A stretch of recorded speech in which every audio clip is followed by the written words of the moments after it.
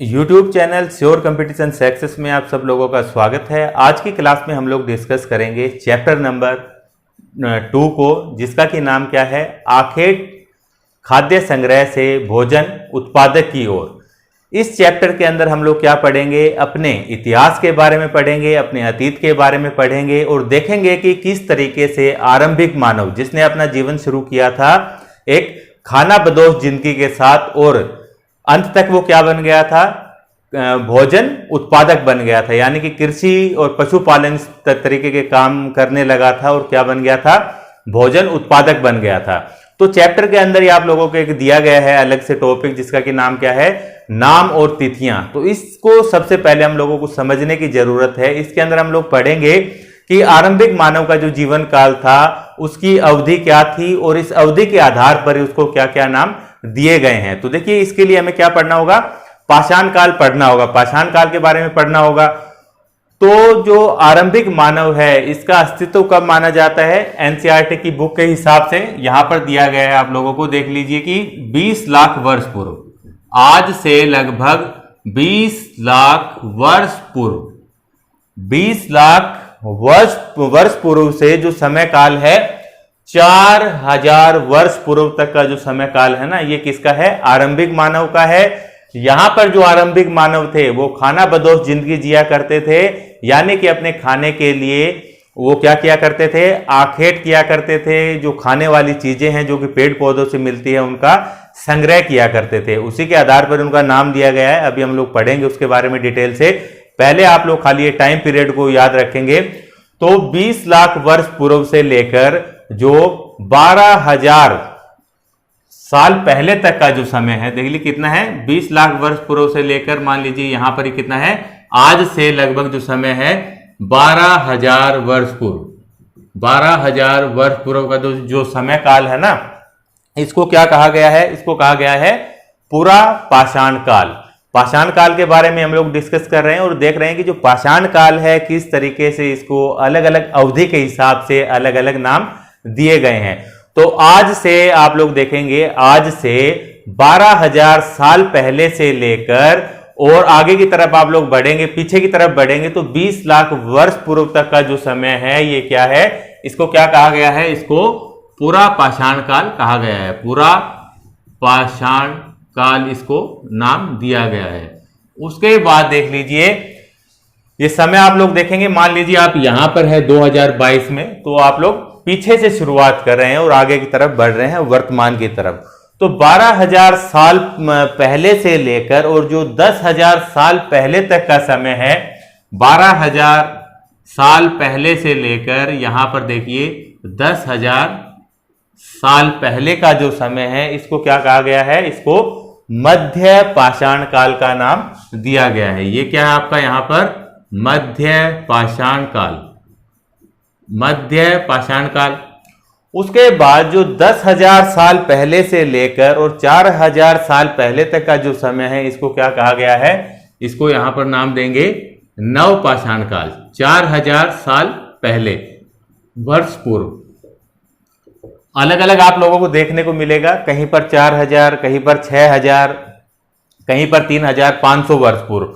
तो इस तरीके से जो नव पाषाण काल का समय काल है वो यहां पर आप लोग देख सकते हैं, नव पाषाण काल। तीनों ही किसके भाग हैं, ये पाषाण काल के ही भाग हैं। ये पूरा पाषाण काल है, मध्य पाषाण काल और नव पाषाण काल। अब जो पूरा पाषाण काल है इसको भी क्या किया गया है, 3 भागों के अंदर फिर से बांटा गया है। 20,000 साल पहले से लेकर और यहां पर देख लीजिए क्या है, लगभग 1.5 लाख वर्ष पूर्व, 1.5 लाख वर्ष पूर्व तक का जो समय है, इसको क्या कहा गया है, इसको निम्न पूरा पाषाण काल इसको नाम दिया गया है। ये यहां पर क्या है, निम्न पूरा पाषाण काल इसको कहा गया है। और जो 1.5 लाख से लेकर जो लगभग मान लीजिए कि कितना है, ये है 4500 वर्ष पूर्व, 4500 वर्ष पूर्व का जो समय है इसको क्या कहा गया है, मध्य पूरा पाषाण काल कहा गया है।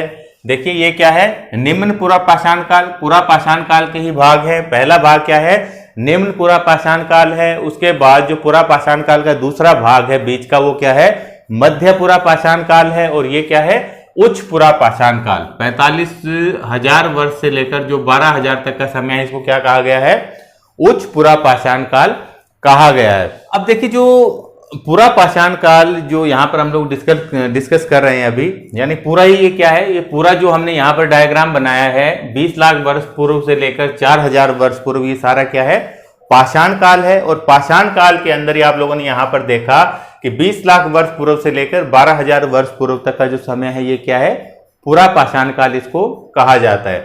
पाषाण काल को इंग्लिश में क्या बोलेंगे, स्टोन एज इसको कहा जाएगा। तो जो पूरा पाषाण काल है, ये जो इतना समय आप लोग यहां पर देख रहे हैं, इसको इंग्लिश में क्या बोलते हैं, इसको बोलते हैं पैलियोलिथिक। पैलियोलिथिक पीरियड है ये, ठीक है, पैलियोलिथिक एज है। अब पैलियोलिथिक जो है ये दो शब्दों से मिलकर बना हुआ है, पैलियो और लिथिक। तो जो पैलियो है इसका मतलब क्या है, यहां पर इसका मतलब है ओल्ड। पैलियो का मतलब क्या है, ओल्ड है, और जो लिथिक है इसका मतलब क्या है, स्टोन। इसका मतलब क्या है, old stone. Old stone, Palaeolithic का मतलब क्या निकल कर आया कि ओल्ड स्टोन एज, पूरा पाषाण काल इसको बोलते हैं। 3 भागों के अंदर इसको डिवाइड किया है, ये आप लोग अच्छे तरह से समझ गए हैं। उसके बाद देखिए आप लोग बुक के अंदर जो पहला आपको दिया गया है जो डिस्कस करने के लिए, इसके अंदर हम लोग क्या पढ़ेंगे कि जो आरंभिक मानव है वो इधर उधर क्यों घूमते थे, आरंभिक मानव इधर उधर क्यों घूमते थे, तो इस चीज के बारे में हम लोग डिस्कस करेंगे। तो देखिए अब ये चीज समझने के बाद आप लोग ऐसे मानव के बारे में अच्छी तरह से जानते हैं जो कि 20 लाख वर्ष पूर्व रहा करते थे। अब 20 लाख वर्ष पूर्व जो मनुष्य यहां पर रहा करता था, क्या वो एक ही जगह पर रहता था, तो ऐसा नहीं है। वो क्या करता था, एक जगह से दूसरी जगह पर घूमता रहता था। तो वो क्यों घूमता था, इसी को हम लोग डिस्कस करेंगे। तो देखिए जो 20 लाख वर्ष पूर्व जो मनुष्य रहता था उसको क्या नाम दिया गया है, उसी को ही चैप्टर में क्या नाम दिया गया है, इसको कहा गया है आखेट। आखेट खाद्य संग्राहक। आखेट खाद्य संग्राहक। आखेट का मतलब क्या है, शिकार करना होता है, यानी कि हंटर, हंटिंग करना। इसी को इंग्लिश में बोला गया है Hunter food gatherer. Food Hunter food gatherer, यानी कि इसको क्या है, आखेट खाद्य संग्रहक, इसी को ही कहा जाता है। इसका मतलब क्या है कि ये नाम क्यों दिया गया है, जो उनके खाना खाने का तरीका था, जो भोजन के इंतजाम करने का तरीका था, उसी के आधार पर ही जो आरंभिक मानव है जो कि 20 लाख वर्ष पूर्व रहा करते थे, क्या नाम दिया गया उनको, आखेट खाद्य संग्राहक का नाम दिया गया है, भोजन के इंतजाम के आधार पर। यानी कि वो खाने के लिए किनका इस्तेमाल करता था, जंगली जानवरों का इस्तेमाल करता था। और जंगली जानवरों को इस्तेमाल करने के लिए क्या करना पड़ेगा, उनका शिकार करना पड़ेगा। इसीलिए उनको क्या बोल रहे हैं, आखेट कहा जा रहा है। आखेटक हुआ करते थे, शिकारी हुआ करते थे। उसके बाद जो खाने पीने की वस्तुएं थी, जिनका की सोर्स क्या था, पेड़ पौधे वनस्पतियां थे, उनसे ये क्या करता था, खाने के कोई भी चीजें हो सकती है, खाने के लिए फल फूल कंद मूल या दाने वगैरह जो भी चीजें उनको मिलती थी, उनको क्या किया करता था, वो इकट्ठा किया करता था। इसी के आधार पर क्या नाम दिया गया इनको, आखेट खाद्य संग्रह का इनको नाम दिया गया है, हंटर फूड गैदरर इनको कहा जाता था। अब ये जो मनुष्य है ये एक जगह पर नहीं रहता था, ये खाने की तलाश में इधर उधर घूमता रहता था, एक जगह से दूसरी जगह की ओर। तो कारण दिए गए हैं आपको कि कौन कौन से ऐसे कारण हो सकते हैं जिसकी वजह से जो आरंभिक मानव है वो एक खाना बदोश जीवन बिताता था। तो देखिए पहला कारण जो है ये क्या है कि जो आखेटक और खाद्य संग्राहक जो हुआ करते थे, जो आरंभिक मनुष्य था, मान लीजिए वो जंगल के किसी एक हिस्से पर यहां पर रहता है, ये क्या है, पूरा फॉरेस्ट का एरिया है, यहां पर आरंभिक मनुष्य रहता है। खाने के लिए किस पर डिपेंड है, ये शिकार करता है और पेड़ पौधों से जो चीज मिलती है उनको खाता है, उनका संग्रह करता है। मान लीजिए लंबे समय तक ये मनुष्य यहां पर रह रहा है, तो क्या करेगा कि जो इसके आसपास का जंगल है, इसके अंदर जो भी ये चीजें मौजूद है जिनको ये खाने के लिए इस्तेमाल कर रहा है, धीरे धीरे ये कम होने लगेगी, इस एरिया से खत्म हो जाएगी। ठीक है, पेड़ पौधों पर जितनी भी चीजें ये सब खा चुका है, जंगली जानवरों का ये शिकार कर चुका है, अब इसको खाने के लिए पर्याप्त मात्रा में यहां पर ये चीजें नहीं मिल पा रही है। तो ये क्या करेगा, ये इस जगह को छोड़कर दूसरी जगह पर माइग्रेट हो जाएगा। तो एक कारण तो ये है। दूसरा कारण क्या है, मान लीजिए कि यही डायग्राम आप लोग लीजिए कि ये कोई फॉरेस्ट का हिस्सा है, यहां पर ये आरंभिक मनुष्य रह रहा है। तो उसके बाद क्या है कि अब इस जंगल में देखिए ये जो जंगली जानवर है ये भी रहते हैं। कुछ ऐसे जानवर है जो कि शाकाहारी है, घास वगैरह खाते हैं, पेड़ पौधे खाते हैं, और दूसरे जानवर कौन से हैं जो कि मांसाहारी है, जो घास खाने वाले जानवरों के ऊपर ही निर्भर करते हैं। अब मान लीजिए कि जो घास खाने वाले जानवर है वो अच्छी घास की तलाश में दूसरे एरिया के अंदर चले गए, और जो शिकारी है वो मान लीजिए इनके पीछे पीछे वो भी पीछे चले गए हैं इनको खाने के लिए। तो ये क्या करता था, जो आरंभिक मानव वो इनकी खोज हुई जगह को छोड़कर दूसरी जगह की तरफ निकल जाया करता था। दूसरा कारण ये है। तीसरा कारण क्या है, आरंभिक मनुष्य इस जंगल में रहता है, लंबे समय से रह रहा है, उसको पता है कि कौन सा पेड़ पौधा वनस्पति किस समय काल में खाने की वस्तुएं दिया करते हैं। अब ये जानता है अच्छी तरह से, यानी कि सीजन्स के बारे में जानता है कि कब पेड़ पर फूल आते हैं, कब फल मिलेंगे। तो इस हिसाब से तो मान लीजिए क्या था, मौसम के हिसाब से भी इस जगह को छोड़कर दूसरी जगह पर चले जाया करते। जब ऐसा मौसम होता था ना कि यहाँ पर जब कुछ खाने को नहीं मिलता था तो वो मौसम के हिसाब से भी दूसरी जगह की तरफ चले जाया करते थे। और इसके अलावा कारण जो है, अंतिम कारण वो ये है कि जो आरंभिक मानव है ऐसी जगह पर आप लोगों को देखने को मिलेगा, जब आप मैप के अंदर देखेंगे तो जो लोकेशन है, जो साइट है, वो ऐसी जगह पर है जहां पर कि पानी का अच्छा स्रोत है। जहां पर पानी होगा आरंभिक मानव आप लोगों को वहीं पर देखने को मिलेंगे। तो वैसे तो ये नदियों के किनारे रहते थे, और ऐसी नदियों के किनारे रहते थे जो कि 12 मासी थी, 12 महीनों तक बहती थी। फिर भी कुछ एक जो आरंभिक मानव है, कुछ आरंभिक मानव ऐसी जगह पर भी रहते होंगे जो कि मौसमी नदियां थी, कोई पानी के तालाब थे, झील थे, जो कि मौसम के हिसाब से सूख जाती होगी। तो ये कारण भी था कि ये दूसरी जगह पर ये यहां से छोड़कर चले जाते होंगे। तो पहला टॉपिक ये था। उसके बाद देखिए जो दूसरा टॉपिक दिया गया है इस बुक के अंदर ही, इनके बारे में जानकारी कैसे मिलती है। जो आरंभिक मानव है उनके बारे में जानकारी कैसे मिलती है, जानकारी का क्या सोर्स है। तो देखिए जो आर्कियोलॉजिस्ट होते हैं, जिनको कि पुरातत्वविद बोलते हैं, ये क्या करते हैं, जो पुरानी साइट्स होती हैं इनकी खोज करते हैं, जमीन की खुदाई वगैरह करते हैं। जो भी पुरानी वस्तुएं इनको मिलती है उनको उनकी क्या करेंगे, स्टडी करते हैं। उन्हीं के आधार पर ही पता चलता है हमारे इस पुराने इतिहास का। तो इनकी जानकारी का सोर्स क्या है, जो पुरातत्वविद है वो क्या करते हैं, जब पुरानी वस्तुओं को ढूंढते हैं तो उनके हाथ में इस समय काल की कुछ ऐसी वस्तुएं लगती हैं, जैसे कि क्या मिलेगा, पत्थर के औजार। पत्थर के औजार आप लोगों को मिलेंगे, पत्थर के औजार, ऐसे टूल्स जो कि स्टोन से बने होते थे। उनका इस्तेमाल कौन करता था, आरंभिक मानव करता था। जो स्टार्टिंग में आप लोगों ने पढ़ा था ना पाषाण काल, इसका मतलब ही क्या है कि स्टोन एज इसलिए ही बोलते हैं कि जो आरंभिक मानव था वो जो टूल्स का इस्तेमाल करता था वो पत्थर के बने होते थे, इसीलिए क्या बोलते हैं, इसको पाषाण काल नाम दिया गया है। तो यही पाषाण कालीन जो औजार हैं ये पुरातत्वविदों को मिलते हैं, और उन्हीं के आधार पर ही पता चलता है इनके बारे में। किनके बारे में, आरंभिक मानव के बारे में। पत्थर के बने हुए औजार। अब जो औजार हैं पुराने वो पत्थर के भी बने हो सकते हैं, लकड़ियों से भी बने हो सकते हैं, हड्डियों से भी निर्मित हो सकते हैं। समय इतना ज्यादा हो चुका है इनको कि जो लकड़ियों और जो हड्डियों से जो औजार बनते थे वो क्या है, पूरी तरह से सुरक्षित नहीं है आज के समय काल में। लेकिन जो पत्थर से बने हुए औजार थे वो पूरी तरह से सेफ है। तो उनकी स्टडी करके ही किसके बारे में पता चलता है, जो आरंभिक मानव है उनके बारे में, उनके इतिहास के बारे में हम लोगों को जानकारी मिलती है। औजार कौन कौन से, पत्थर से बने हुए औजार रहते थे जिनका ये इस्तेमाल करते थे, लकड़ियों के भी औजार बनाते थे, हड्डियों के भी औजार बनाते थे।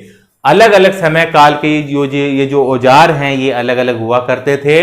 यहां पर आप लोग देखेंगे जो पुरा पाषाण काल के अंदर जो औजार है वो आकार में बड़े होते थे, पत्थर के। ठीक है, पत्थर का मान लीजिए कोई भी, ये लोग पत्थर लेते थे इस तरीके से, और अपने सहूलियत के हिसाब से जिस भी चीज के लिए आवश्यकता होती थी इस पत्थर को उसी शेप में ये ले आते थे। ठीक है, मान लीजिए कि किसी पेड़ पौधे की जड़ खोदने के लिए इनको चाहिए तो ये पत्थर को इस तरीके से नुकीला बना देते होंगे ऊपर से। ठीक है, कुछ ऐसे आगे से तीखे होते होंगे, जमीन को खोदने के लिए इस तरीके का इस्तेमाल करते थे।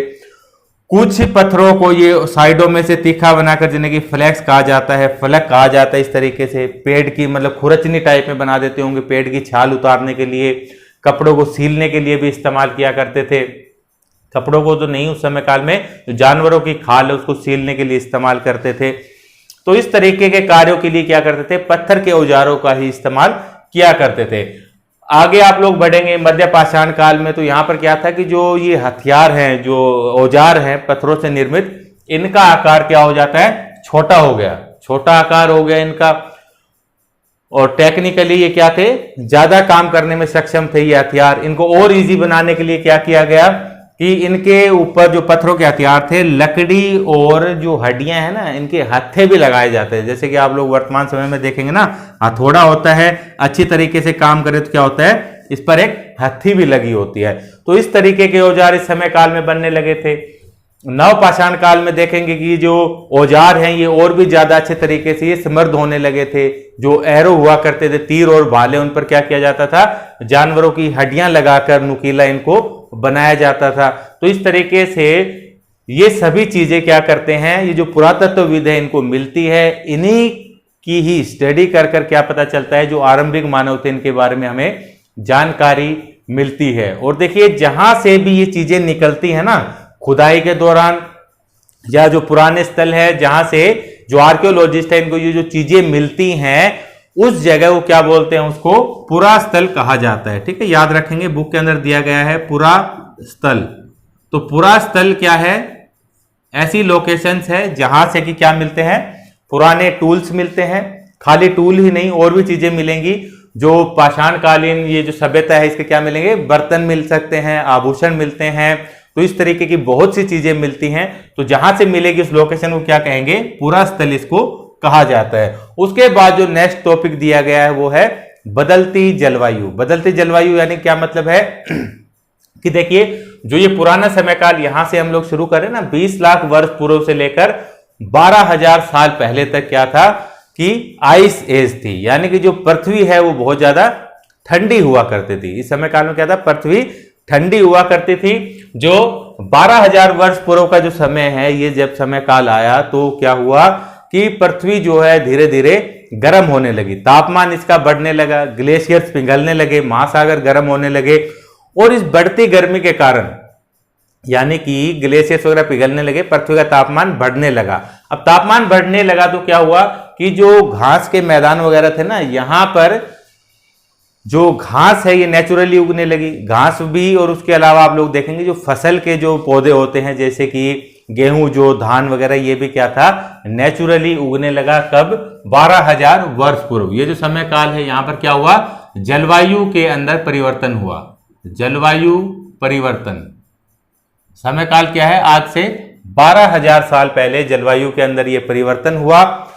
तो इसमें क्या हुआ, अभी मैंने आपको बताया कि नई नई वनस्पतियां जन्म लेने लगी इस समय काल में। इसी के अंदर एक चीज यहां फिर क्या हुआ, मध्य पाषाण काल में अब जब नई नई वनस्पतियां उग रही हैं तो लोग क्या है, बड़े ही ध्यानपूर्वक इसको देख रहे थे, जो आरंभिक मानव है, कि किस तरीके से वनस्पति उगती है, क्या लाइफ साइकिल है। ठीक है, जो फसल के पौधे उग रहे हैं तो पहले तो वो क्या करते थे, जैसे कि इनको खाली इकट्ठा किया करते थे। जो भी फसल है इनके दाने वगैरह होते थे उनको इकट्ठा करते थे, उनका संग्रहण करते थे। तभी तो ये नाम है यहाँ पर आखेट खाद्य संग्रह, इनका संग्रह करते थे। लेकिन बड़े ही ध्यानपूर्वक इन्होंने इन चीजों को नोटिस करना शुरू किया कि किस तरीके से उगते हैं, क्या लाइफ साइकिल होती है। उसी हिसाब से क्या किया इन्होंने, फिर ये खुद उगाना प्रारंभ कर दिया। इस तरीके से उगाना शुरू कर दिया तो फिर क्या हुआ, आगे आगे जैसे समय आया तो ये क्या करने लगे, कृषि करने लगे। अब ये जब घास फूस उगने लगी है यहाँ पर, इनको खाने के लिए जो शाकाहारी जानवर है वो भी यहाँ पर आने लगे, जैसे कि गाय, भेड़, बकरी, इस तरीके के जानवर यहाँ पर आने लगे। तो इनको भी इन्होंने देखा कि ये क्या है, हमारे लिए एक भोजन का चलता फिरता क्या हो सकते हैं, भंडार हो सकते हैं। ठीक है, ये भी अलग से टॉपिक दिया गया है ना कि जानवर क्या है, एक चलता फिरता खाद्य भंडार ही तो है।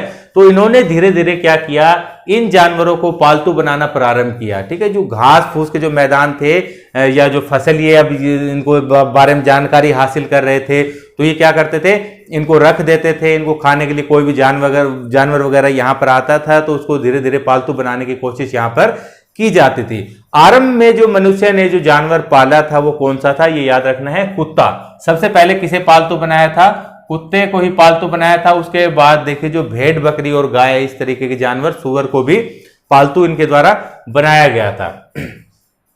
अब ये क्या करने लगे हैं, धीरे धीरे कृषि की तरफ बढ़ रहे हैं और पशुपालन की तरफ भी बढ़ रहे हैं। पशुपालन से क्या है, अब इन लोगों को जो दूध वगैरह ये खाने की चीजें ये मिल जाते थे पशुओं से, ठीक है, जानवरों के मरने के बाद उसकी खाल से भी कुछ चीजें बना सकते थे। तो इस तरीके से जलवायु परिवर्तन के बाद इन चीजों के अंदर इनको फायदा हुआ। उसके बाद देखिए नेक्स्ट जो है ये है खेती व पशुपालन की शुरुआत।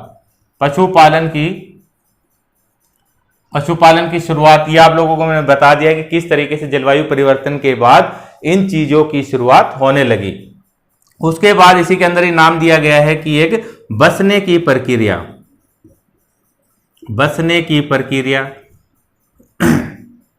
तो ये क्या है कि एक ही जगह पर सेटल होना इनका। अभी ये जो चीज मैंने समझाई थी यही है कि धीरे धीरे क्या कि खेती और पशुपालन की तरफ ये अग्रसित होने लगे। अब मान लीजिए किसी फसल को इन्होंने देखा है ध्यानपूर्वक कि किस तरीके से ये उगाई जाती है, किस तरीके से जो कटाई करनी है, किस तरीके से इसके अनाज का जो भंडारण करना है। अब ये सब चीजें, ये जो काम है पशुपालन का, ये इस तरीके से तो नहीं हो सकता ना कि खाना बदोश तरीके से, जैसे कि आरंभिक मानव घूमता था एक जगह से दूसरी जगह की ओर। ये सब चीजें करने के लिए क्या था, इनको एक ही स्थान पर रुकना पड़ा। एक स्थान पर ये रुकते थे, इसी को क्या बोल दिया गया, बसने की प्रक्रिया इसको बोल दिया गया। एक स्थान पर मध्य पाषाण काल में लोग रहने लगे और समूह बनाकर रहने लगे, ठीक है, एक समूह के अंदर लोग अब यहां पर क्या है, रहने लगे। उसके अलावा मध्य पाषाण काल की एक चीज और ध्यान रखेंगे, नाम और तिथियों के अंदर ही दी गई। अभी मैंने बताया था ना कि हथियार जो औजार हैं, जो टूल्स है, उनका क्या था, आकार छोटा हो गया था। आकार छोटा हो गया था तो इनको क्या बोलते हैं, माइक्रोलिथ कहा जाता है। माइक्रोलिथ क्या है, मध्यकालीन छोटे औजार है। उसके बाद आगे बढ़ेंगे, देखेंगे नवपाषाण काल में क्या क्या हुआ। नवपाषाण काल में क्या हुआ, बहुत ही क्रांतिकारी परिवर्तन हुए। अब जो मानव था वो क्या करने लगा था, पूर्ण रूप से कृषि करने लगा, ठीक है, पशुपालन भी करने लगा। कुछ अभी साइट्स देखेंगे इसकी, कहां कहां पर भारत में ये सारी लोकेशंस मिलती हैं और कुछ महत्वपूर्ण लोकेशन के बारे में डिस्कस करेंगे। तो अभी मिलते हैं एक बार बोर्ड। तो आप लोगों के सामने ये भारत का मैप है। यहाँ पर हम लोग जो पाषाण कालीन जो लोकेशंस हैं उनको हम लोग डिस्कस करेंगे, जो कि आप लोगों की बुक में दी गई है। देखिए लोकेशन बहुत सारी हैं, हर एक लोकेशन की अपनी अपनी विशेषताएं हैं, लेकिन हम लोग क्या पढ़ रहे हैं, कक्षा 6 की एनसीईआरटी पढ़ रहे हैं। तो उसी हिसाब से जो लोकेशन बुक पर दी गई है उन्हीं को ही हम लोग डिस्कस करेंगे। नहीं तो क्या है कि जो क्लास है वो बहुत ज़्यादा हैवी हो जाएगी। तो सबसे पहले देखिए लोकेशन जो है आप लोगों को मेहरगढ़ के बारे में बताया गया है। मेहरगढ़ के बारे में छोटा सा टॉपिक बनाकर उसके कुछ डिटेल भी दी गई है। तो हम यहाँ पर मैप पर उसकी लोकेशन भी देखेंगे और उसके बारे में डिस्कस भी करेंगे। ये भारत का आप लोग मैप देख रहे हैं, लेकिन वर्तमान समय काल में जो मेहरगढ़ है ये भारत में नहीं है। ये कहाँ पर है, पाकिस्तान के बलूचिस्तान प्रांत के अंदर है। तो भारत है, भारत का प्यारा पड़ोसी देश यहाँ पर पाकिस्तान। तो पाकिस्तान के अंदर ही यहाँ पर आप लोग देखेंगे कि ये क्या है, मेहरगढ़ है। मेहरगढ़ कहाँ पर है, पाकिस्तान के बलूचिस्तान प्रांत के अंदर है। और देखिए जो यहाँ पर एक दर्रा है, कौन सा है, बोलन दर्रा है। बोलन दर्रा है जो कि क्या करता है, ईरान जाने का रास्ता जो है यहां से होकर जाता है, बाकी पाकिस्तान के प्रांतों को जोड़ता है। जो कक्षा 6 के छात्र हैं, विद्यार्थी हैं, उनको पता होना चाहिए कि दर्रा क्या होता है। नेचुरल लोकेशन होती है जो कि दो जगहों को जोड़ती है, ठीक है। मान लीजिए कि दो लोकेशन है, एक पहाड़ी के इस तरफ है और एक पहाड़ी के इस तरफ है। पूरा पहाड़ी क्या है, एक लंबी रेंज के रूप में फैली हुई है, लेकिन बीच में क्या है कि प्राकृतिक रूप से ही ये पहाड़ी कटी हुई है, किसी भी कारण से, पानी से या कोई प्राकृतिक कारण से। तो क्या है, एक रास्ता बन गया है इधर उधर जाने का। तो इसी को क्या बोलते हैं, दर्रा कहा जाता है। तो मेहरगढ़ जो है ये कहां पर है, बोलन दर्रा है। बोलन दर्रा है, यहां पर क्या है, एक समतल मैदान है। यहां पर क्या है, आपका मेहरगढ़ है, पाकिस्तान के बलूचिस्तान में। और ये क्या है, जो नवपाषाण काल है, ठीक है। हम लोगों ने डिस्कस किया था ना नवपाषाण काल, जिसका कि समय काल क्या था, 10,000 वर्ष पूर्व से लेकर 4,000 वर्ष पूर्व तक के जो बीच का समय है ना, ये मेहरगढ़ जो है उस समय का है। यहाँ पर ये नवपाषाण कालीन जो है ये लोकेशन है और पाकिस्तान के अंदर है। तो यहाँ पर देखिए इसकी विशेषता क्या है कि जो मेहरगढ़ है यहां पर जब हमने पहला चैप्टर पढ़ा था तो उसके अंदर पढ़ा था ना कि लगभग आज से 8000 साल पहले जो आरंभिक मानव थे उन्होंने, ये लोकेशन भी हम लोगों ने देखी थी कि अनाज उगाना इन्होंने सीख लिया था। ठीक है, ये क्या, ये प्राचीनतम जो कृषि है ना, इसका प्रमाण हमें कहां से मिलता है? मेहरगढ़ से मिलता है। यहाँ के जो लोग थे वो कृषि किया करते थे। किन किन फसलों की? गेहूं, जो इस तरीके की जो फसलें हैं ना, उसके प्राचीनतम साक्ष्य मिलते हैं कि यहाँ पर कृषि किया करते थे। उसके अलावा पशुपालन के भी साक्ष्य मिलते हैं। यहां पर पशुओं को क्या किया जाता था? पालतू बनाया जाता था। सबसे पहले इंसान ने जो किस जानवर को पालतू बनाया था? कुत्ते को बनाया था। उसके बाद देखिए यहाँ पर भेड़, बकरी, गाय वगैरह इस तरीके के जानवरों को भी पालतू बनाया गया था, यानी कि क्या करते थे? पशुपालन भी करते थे। उसके अलावा देखिए जो पाषाणकालीन जो औजार मिले हैं जो कि पत्थरों से बने होते हैं, तो यहाँ पर क्या था? बहुत ही उन्नत किस्म के औजार आप लोगों को देखने को मिलेंगे। जो टूल्स थे वो बहुत ही अच्छी किस्म के बने होते थे, आकार में छोटे थे। जैसे कि एक पत्थर की दराती यहां से मिली है मेहरगढ़ से, तो क्या है? काफी उन्नत किस्म की है। मान लीजिए फसल को काटने वगैरह के लिए इस काम में ये इस्तेमाल में ली जाती होगी। तो क्या विशेषता थी ये लोकेशन की? अच्छे उपकरण यहाँ पर मिले हैं। उसके अलावा यहाँ पर क्या है? आधुनिक तरीके के मकान भी मिले हैं, जैसे कि आज के समय काल में होते हैं ना, ठीक इस तरह के मकान भी मिले हैं। बने तो किसके होते थे? कच्ची मिट्टी की ईंटों के बने हुए होते थे, लेकिन फिर भी जो मैपिंग उनकी आप लोग देखेंगे तो आज की तरह ही बसे हुए नगर थे। तो यहाँ के जो मकान है वो या तो देखिए आयताकार थे या फिर क्या थे? चौकोर टाइप के हुआ करते थे। चौकोर और आयताकार इस तरीके के मकान होते थे। और मकान भी किस तरीके थे कि हर एक मकान में आप लोग देखेंगे कम से कम 4 कमरे हुआ करते थे, और अधिकतम कितने भी हो सकते हैं। यानी कि जो मकान है उनके साइज आप लोग देखेंगे तो काफी अच्छे खासे हुआ करते थे। 4 या उससे ज्यादा कमरों के मकान हमें लोगों को यहां पर देखने को मिलेंगे।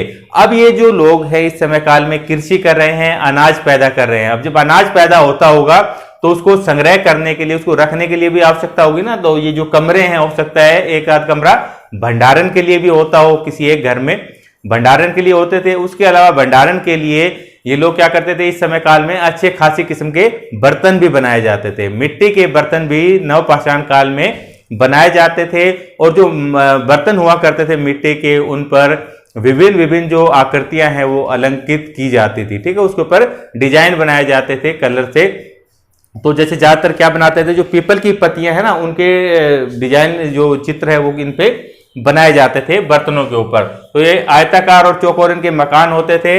अच्छे मकान बनाते थे यहाँ पर, और क्या करते थे? पीपल के पत्तों का इनके ऊपर अंकन होता था। उसके अलावा देखिए बुक के अंदर एक डायग्राम दिया गया है कि एक कब्र का सीन दिखाया गया है। एक आदमी की कब्र है, उसका कंकाल आप लोग देख सकते हो, और साथ में क्या है? बकरियों को भी दफन किया गया है। तो ये लोग क्या थे? जो मौत के बाद का जीवन है उसको भी मानकर चलते थे। हो सकता है जो आदमी की कब्र है वो क्या है कि खाने पीने का शौकीन हो, तो उसके लिए साथ में ये खाने पीने की व्यवस्था करने के लिए क्या किया गया है? एक बकरी को भी साथ में दफनाया गया है। तो इस तरीके की जो कब्र है वो कहां से मिलती है? मेहरगढ़ से मिलती है। ठीक है, कि बुक के अंदर जितना दिया गया है उतना बता दिया है। बहुत सी चीजें और भी है पढ़ने के लिए, लेकिन वो क्या करेंगे? जैसे जैसे आगे बढ़ेंगे हम लोग वैसे वैसे डिस्कस करते चलेंगे। अब दूसरी जो लोकेशन है बताई गई है, कौन सा नाम आता है? भीमबेटका का नाम आता है। भीमबेटका कहां है? भोपाल के नजदीक। जो भोपाल कहां पर है? मध्य प्रदेश में। भीमबेटका कहां है? मध्य प्रदेश में है। लोकेशन आप लोग देखेंगे तो यहां पर ये लोकेशन है भीमबेटका। भीमबेटका ये क्या है? मध्य प्रदेश की एक लोकेशन है। जीके का बड़ा ही प्यारा सा क्वेश्चन है, छोटे मोटे एग्जाम में किसी में भी आ जाता है कि भीमबेटका की गुफाएं कहां पर है? तो ये कहां पर है? मध्य प्रदेश के अंदर है। भीमबेटका की क्या है? गुफाएं बड़ी ही प्रसिद्ध हैं। जो आरंभिक मानव है, भीमबेटका जो है वो एक ऐसी साइट है जहां पर कि देखिए पाषाण काल के तीनों ही हिस्से जो कि कौन कौन से? पूरा पाषाण काल, मध्य पाषाण काल और नव पाषाण काल, तीनों के ही अवशेष हम लोगों को यहां से मिलते हैं। कहां से? भीमबेटका से मिलते हैं। भीमबेटका जो क्या है? अपनी गुफाओं के लिए प्रसिद्ध है। जो आरंभिक मानव था वो भीमबेटका की यहाँ की गुफाओं के अंदर रहा करता था। अब गुफाओं में रहने का क्या कारण था? जैसे कि हम क्या करते हैं आजकल के जो मानव है वो मकान में रहते, क्यों रहते हैं?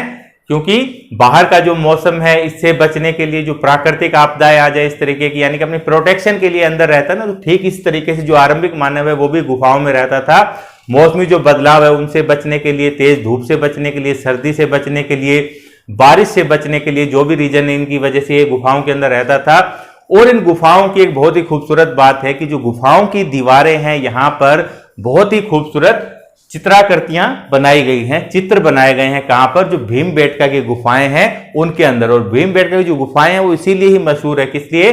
क्योंकि यहां पर चित्रकारी की गई है। जो प्राचीन आरंभिक मानव है ना उसके द्वारा क्या की गई है? चित्रकारी की गई है। और चित्रकारी के अंदर जो जानवरों के चित्र बनाए गए हैं, उस समय काल के इंसानों के चित्र बनाए गए हैं, तो इससे हमें पता चलता है कि उस समय काल में कौन कौन से जानवर जो है अस्तित्व में हुआ करते थे, जो चित्र बनाए गए हैं। तो ये भीमबेटका लोकेशन है, मध्य प्रदेश में, इसके बारे में पढ़ा। और कहां पर है ये? नर्मदा नदी बहती है ना इस तरीके से मैकाल पर्वत से निकलकर यहां पर चली जाती है खंबात की खाड़ी में। तो नर्मदा की घाटी में क्या है? भीमबेटका यहां पर एक लोकेशन है। भीमबेटका की गुफाएं क्या है? मशहूर है। एक लोकेशन ये है। उसके बाद नाम आता है कुरनूल का। ठीक है, यहां पर आप लोग देखेंगे ये जो लोकेशन है ये क्या है? कुरनूल है। कुरनूल। अब कुरनूल जो है ये किस लिए दिया गया है बुक के अंदर? यहां पर आप लोगों को बताया गया है कि राख के अवशेष मिले हैं। ठीक है, आग लगने के बाद जो राख बच जाती है उसके अवशेष मिले हैं। या यूं कहिए कि आप लोग इसके बारे में याद रख सकते हैं कि जो प्राचीनतम, यहां से कुरनूल से क्या मिला है? प्राचीनतम चूल्हे का साक्ष्य मिला है। ठीक है, जो प्राचीनतम चूल्हा है ना उसका क्या मिलता है? यहां से साक्ष्य मिलता है। यहां पर चूल्हा मिलता है, यानी कि यहां पर जो आरंभिक मानव है उसने इस समय काल में आग की भी खोज कर ली थी। अब आग की खोज करने के क्या क्या फायदे हुए? जो जानवरों के मांस को पहले जैसे कच्चा खाता होगा, तो आग मिलने के बाद क्या उनको वो आसानी से पकाकर खा सकता था। आग और भी काम में आती थी। सर्दियों के मौसम में उनको गर्मी प्रदान करने के लिए, दूसरे जंगली जानवरों से सुरक्षा देने में भी इस आग का इस्तेमाल ये किया करते होंगे। तो ये तीसरी लोकेशन थी। उसके अलावा देखिए बुक के अंदर और कौन सी लोकेशन है? बुक के अंदर दी गई है बुर्ज होम, जो कि कहां पर है? जम्मू कश्मीर वाले क्षेत्र में। आप लोग देखेंगे क्या मिलेगा आपको? बुर्ज होम यहां पर मिलेगा। ये एक लोकेशन है जो कि क्या है? बुर्ज होम। बुर्ज होम जम्मू और कश्मीर की दो लोकेशन है। एक और आप लोग यहीं पर देख लीजिए, यहां पर है लोकेशन। ये क्या है? गुफ कराल। गुफ कराल बुक में शायद नहीं है, मैंने इसलिए बता दी कि दोनों का ही एक जैसा ही लॉजिक है यहां पर कि जो गुफ कराल है ये किस लिए और जो बुर्ज होम में क्यों दिया गया बुक के अंदर? क्योंकि यहां पर ऐसे आवास मिले हैं जो कि भूमिगत हुआ करते थे। भूमि को खोदकर अंदर क्या बनाए गए हैं? कमरे बनाए गए हैं, जिनको क्या वो कहा गया है? गर्तवास कहा गया है। तो बुर्ज होम और जो गुफ कराल है यहां से क्या मिला है? गर्तवास ये मिला है। ऐसे मकान मिले हैं जो कि गर्त के अंदर बने हुए हैं, गड्ढे के अंदर मिले हुए हैं। और झोपड़ियों के ऐसे अवशेष भी मिले हैं जहां पर कि आग जलाने की व्यवस्था मिलती है, मकान के अंदर भी और बाहर भी। ठीक है, जहां पर आरंभिक मानव रहता था ना, तो अंदर भी आग जलाने की जगह मिलती है, बाहर भी आग जलाने की जगह मिलती है। मकसद ये हो सकता है कि अलग अलग मौसम में किस तरीके से इस्तेमाल करना है, तो उस तरीके से उस पर्पज से ये क्या करते होंगे? इस्तेमाल करते होंगे। उसके बाद देखिए और लोकेशन क्या है? बस बुक में शायद इतना ही है, इतने ही दिए गए हैं। एक आध लोकेशन आप और देख लीजिए, जैसे कि यहां पर आप लोग देख सकते हैं राजस्थान में एक जगह है बागौर। ठीक है, भीलवाड़ा क्षेत्र में है, जो कि मध्य पाषाण काल के सबसे ज्यादा अवशेष यहां से मिलते हैं। और यहां पर आप लोग देखेंगे बुक के अंदर दिया गया है कोलडीहवा। कोलडीहवा, कोलडीहवा ये क्या? इलाहाबाद के नजदीक है। और कहां पर है? उत्तर प्रदेश में है। पहला चैप्टर हमने पढ़ा था ना कि यहां पर विंध्य श्रेणी के उत्तर में क्या हुआ था? सबसे पहले चावल पैदा किए गए थे। तो इसका मतलब ये है कि जो कोलडीवा है ना, ये क्या है? विंध्य पर्वत जो है उसके उत्तर में ही है। ठीक है, वैसे कहां? उत्तर प्रदेश में है। तो कोलडीवा से हमें क्या मिलते हैं? प्राचीनतम चावल की खेती के साक्ष्य मिलते हैं। ठीक है, प्राचीनतम सबसे पहले जो चावल की खेती है ना उसके साक्ष्य हम लोगों को यहां से मिलते हैं। इलाहाबाद के नजदीक एक और लोकेशन है, तो क्या बोलते हैं? चौपानी मांडो। चौपानी मांडो। बस इतनी ही लोकेशन बताएंगे, इतनी ही दी गई है बुक के अंदर, उससे ज्यादा बता दी है। जैसे जैसे हायर क्लासेज की तरफ बढ़ेंगे वैसे वैसे ये चीजें डिटेल से आएंगी, इनको हम लोग डिटेल से डिस्कस करेंगे। तो बस चैप्टर में इतना ही था, जो महत्वपूर्ण चीजें थी वो आप लोगों को मैंने बता दी है, डिटेल के साथ डिस्कस की है। एक बार फिर भी आप लोग देख लेंगे कि जो काल कर्म है वो किस तरीके से था, जो पाषाण काल है वो किस तरीके से था। एक बार इसको आप लोग दोबारा से देख लेंगे। पाषाण काल, पाषाण काल की अवधि क्या है देखिए, आज से लगभग 20 लाख वर्ष पूर्व, 20 लाख साल पहले से लेकर और ये कब तक, 4,000 वर्ष पूर्व। 20 लाख वर्ष पूर्व से लेकर 4 लाख वर्ष पूर्व तक की जो अवधि है इसको क्या कहते हैं, पाषाण काल कहा जाता है, स्टोन एज इसको कहा जाता है। अब ये जो अवधि है 20 लाख से 4,000 वर्ष पूर्व, इसको भी 3 हिस्सों के अंदर बांटा गया है। पहला जो हिस्सा है ये देखिए क्या है, 20 लाख वर्ष पूर्व, 20 लाख वर्ष पूर्व से लेकर और जो 12,000 वर्ष पूर्व, 20 से लेकर 12,000 वर्ष पूर्व, इसको क्या कहा गया है, इसको क्या कहा गया है, पूरा पाषाण काल इसको कहा गया है। क्या कहा गया है, पूरा पाषाण काल, यानी कि इसको कहते हैं पैलियोलिथिक, पैलियोलिथिक इसको नाम दिया गया है। उसके बाद 12,000 वर्ष पूर्व क्या हुआ था, जलवायु संबंधित परिवर्तन होने लगे थे। 12,000 वर्ष पूर्व से लेकर और जो 10,000 वर्ष पूर्व तक का समय है इसको क्या बोलते हैं, इसको मध्य पाषाण काल कहा जाता है, मध्य पाषाण काल। और इसको क्या बोलते हैं, मेसोलिथिक, मेसोलिथिक एज इसको कहा जाता है। उसके बाद जो 10,000 वर्ष से लेकर, 10,000 वर्ष पूर्व से लेकर और 4,000 वर्ष पूर्व, 4,000 वर्ष पूर्व तक का जो समय है इसको क्या कहा जाता है, नव पाषाण काल कहा जाता है। ये क्या है, नव पाषाण काल है, इसको नियोलिथिक कहा जाता है। ठीक है, नियोलिथिक पाषाण काल है तीनों ही, मतलब यानी कि जो औजार वगैरह होते थे पत्थर के बने होते थे, बस यही है, यहाँ पर वो हल्के किस्म के होते थे और उन्नत होते गए और उन्नत होते गए। यहाँ का जो आरंभिक मानव था ये क्या था, खाना बदोश जीवन जीता था, आखेट और खाद्य संग्राहक था, शिकार और संग्रहण करके जीवन व्यतीत करता था। धीरे धीरे कर कर आगे की तरफ आप लोग बढ़ेंगे तो यहाँ नियोलिथिक में क्या हुआ, आते आते जो आरंभिक मानव था वो क्या बन गया, पशुपालक भी बन गया और कृषक भी बन गया, खेती भी करने लगा। तो बस यही टॉपिक का सार है जो आप लोगों को बताया किस तरीके से आरंभिक मानव ने अपनी यात्रा प्रारंभ की। उसके बाद का जो समय काल है यहाँ पर सभ्यताएं आ जाती है, सिंधु घाटी सभ्यता है, हड़प्पा सभ्यता है, ताम्र युग है, लोह युग है, ये सब उसके बाद का समय काल है। ठीक है, तो थैंक यू फ्रेंड्स, ये थी आज की हमारी क्लास। उम्मीद है टॉपिक आप लोगों को अच्छी तरह से समझ आ गया होगा। मिलेंगे नेक्स्ट क्लास में।